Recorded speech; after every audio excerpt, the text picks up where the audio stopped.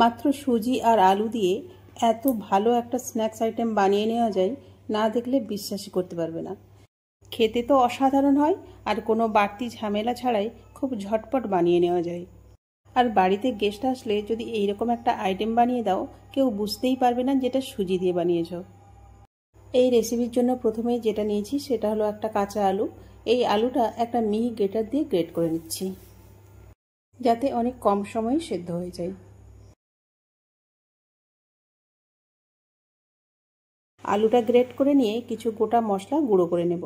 কয়েকটা শুকনো লঙ্কা, 1 চামচ গোটা জিরে, 1 চামচ গোটা ধনে। এই মশলাগুলো মিহি করে না গুঁড়ো করে একটু আধা ভাঙা করে নিয়েছি। মশলাটা করে নিয়ে একটা কড়া গ্যাসের মধ্যে বসিয়ে ওর মধ্যে 2 চামচ পরিমাণ তেল দিয়ে কয়েকটা রসুন কুচি সামান্য নেড়েচেড়ে নিয়ে ওই গুঁড়ো মশলাটা দিয়ে কয়েক সেকেন্ড নেড়েচেড়ে নিচ্ছি। যখন প্রত্যেকটা মশলার একটা ভাজা ভাজা ঘ্রাণ আসবে, ওই সময় পরিমাণ মতো জল দিচ্ছি।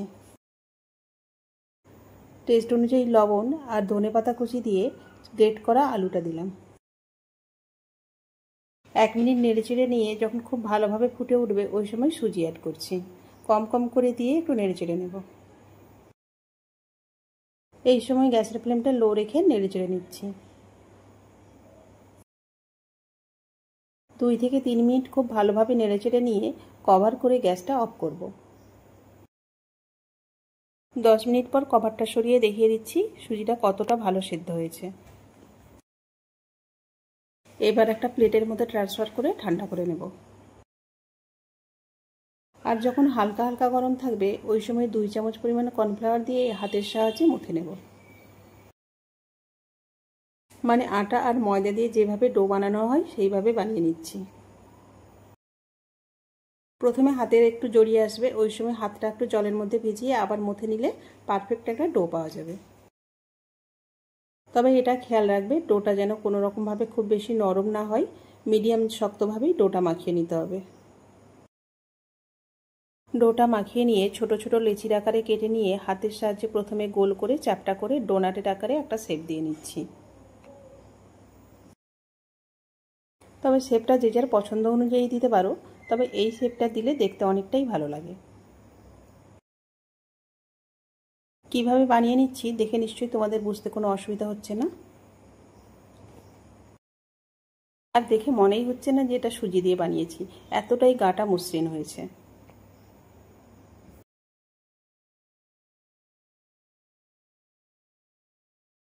আর কাজটা করতে খুব বেশি সময় লাগবে না, খুব ঝটপট হয়ে যাবে।